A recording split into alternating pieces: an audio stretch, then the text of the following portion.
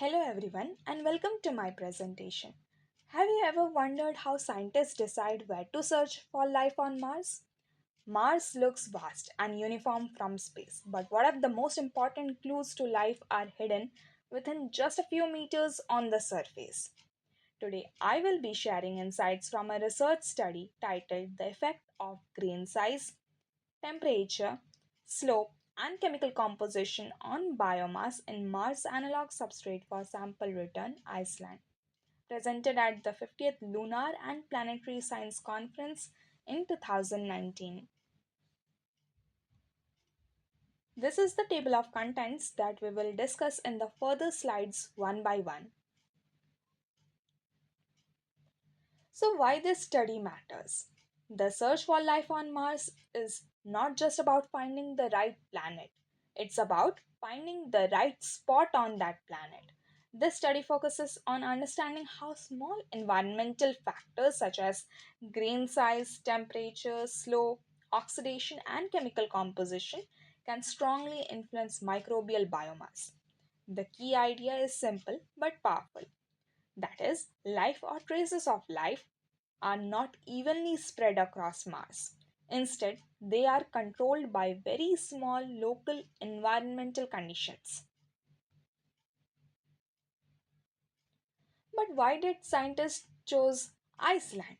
It was chosen because Iceland's volcanic regions closely resemble the surface of Mars because they have basalt rich rocks similar to Martian geology, very low microbial biomass, cold and dry conditions, limited water availability.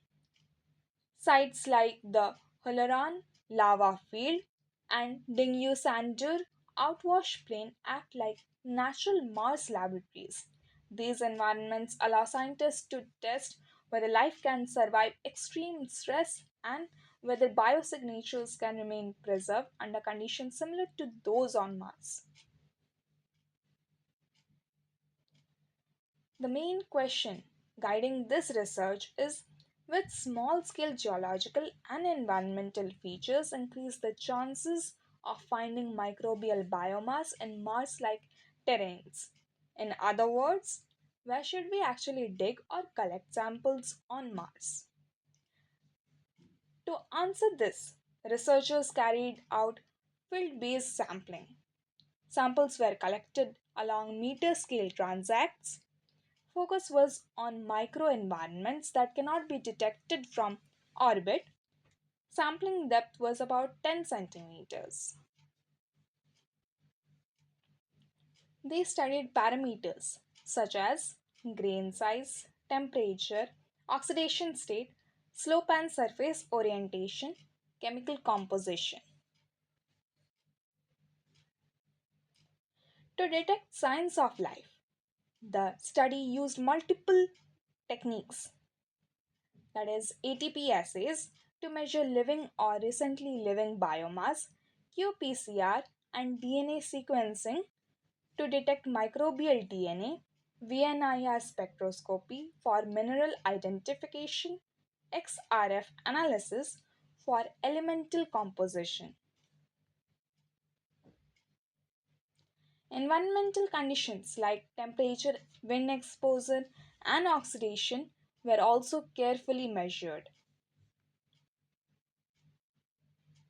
The observations revealed fascinating patterns. First, layered deposits.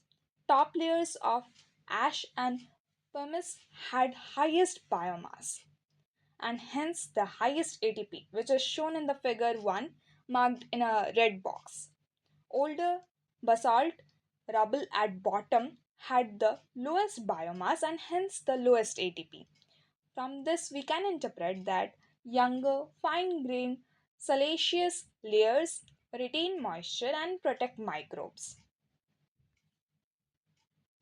Second is the fumarole proximity.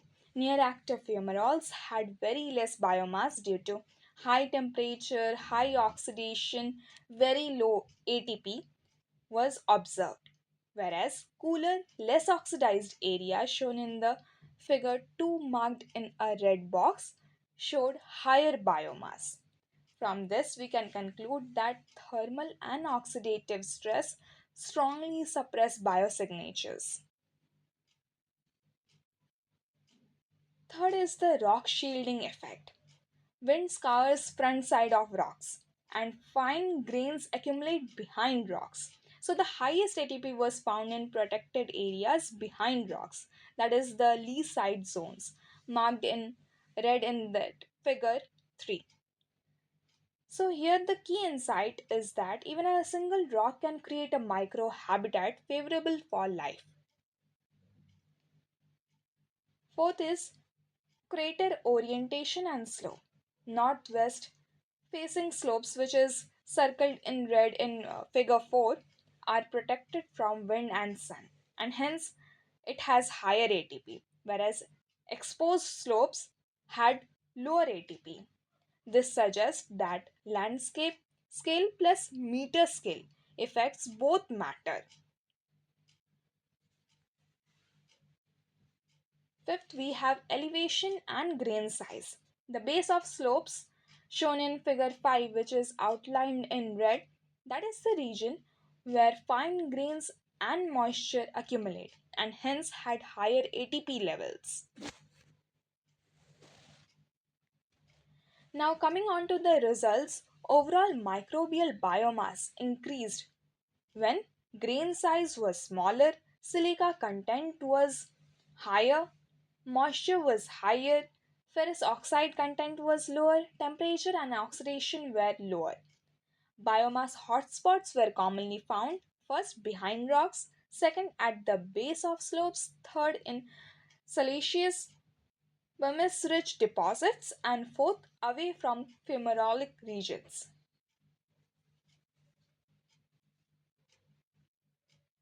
The study also highlights important gaps, that is, limited use of long term stable biomarkers, DNA sequencing was not deeply explored, seasonal effects on biomass and biosignature preservation were not directly analyzed, and also radiation effects were not directly studied.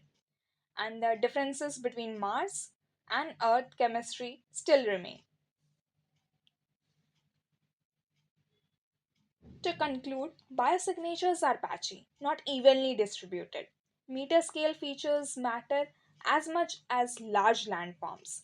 Effective mass sampling must consider grain size, chemical composition, oxidation, and environmental protection, as random sampling on Mars may completely miss best locations for detecting life. The future scope in this future research could build on this work by using more stable biosignatures, conducting advanced microbial community analysis, simulating Mars level radiation, performing long term environmental monitoring, integrating findings with Mars rover instruments, and exploring deeper subsurface samples. With that, I end my presentation. Thank you for listening, and I hope this discussion highlighted the importance of small scale features in planetary exploration. Thank you.